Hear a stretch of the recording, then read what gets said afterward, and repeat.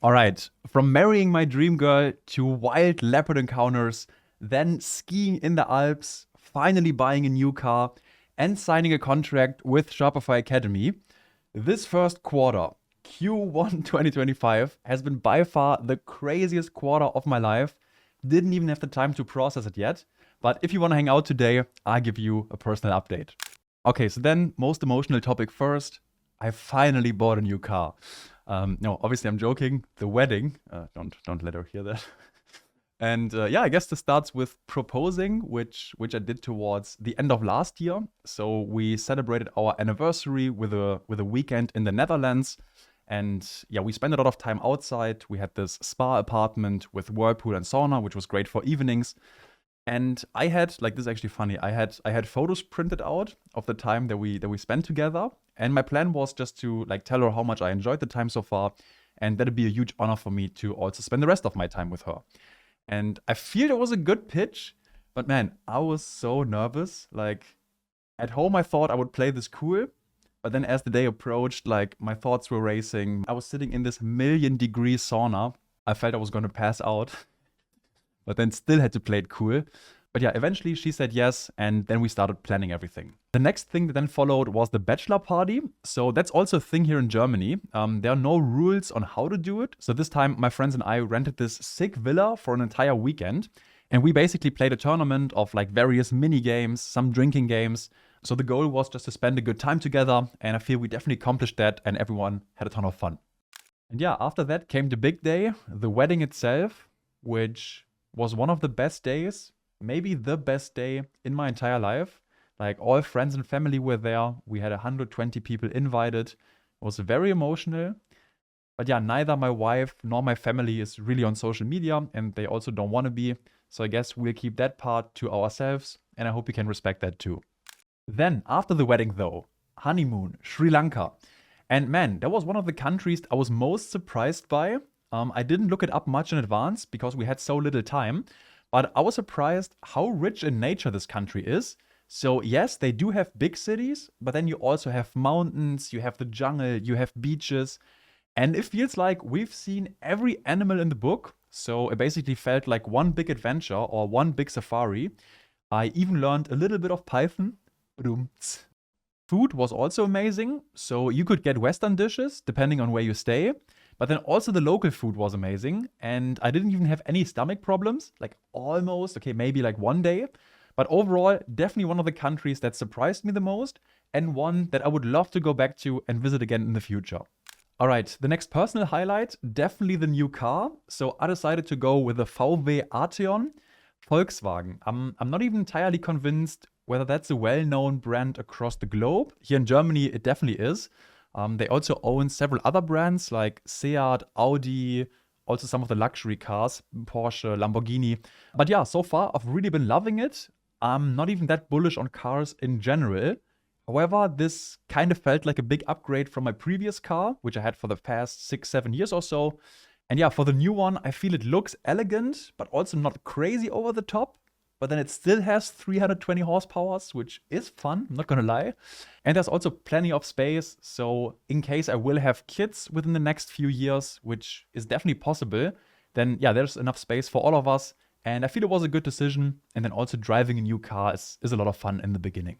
Okay, what else? Sports-wise, I'm still practicing kickboxing, more or less successfully.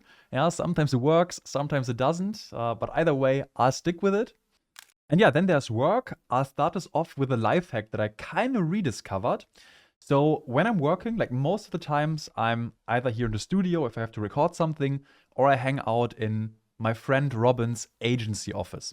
But then also, sometimes if I need a change of scenery, especially if I have to do a lot of text-based work, like coding, researching, emails, this kind of stuff, no calls, then I would go to a local cafe and maybe have like 2 coffees, and it costs like $10. Now, recently, instead of going to this cafe, I actually went back to my local university. And dude, if you spend the same $10 there, coffee, 93 cents.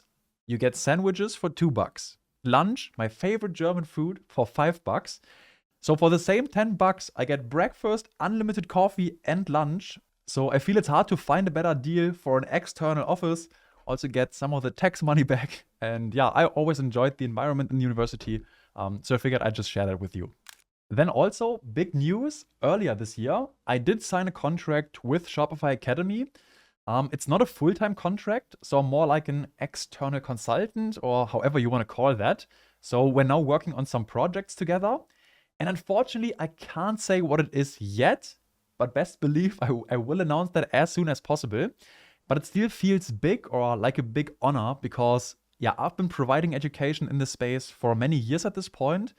And I really appreciate that this is not lost on people because it's actually a ton of work. And this now being recognized by Shopify as a company honestly means the world to me. And then also working with their team full of smart people is a ton of fun that also pushes me to strive for higher quality, which is awesome. So I really enjoy that at the moment.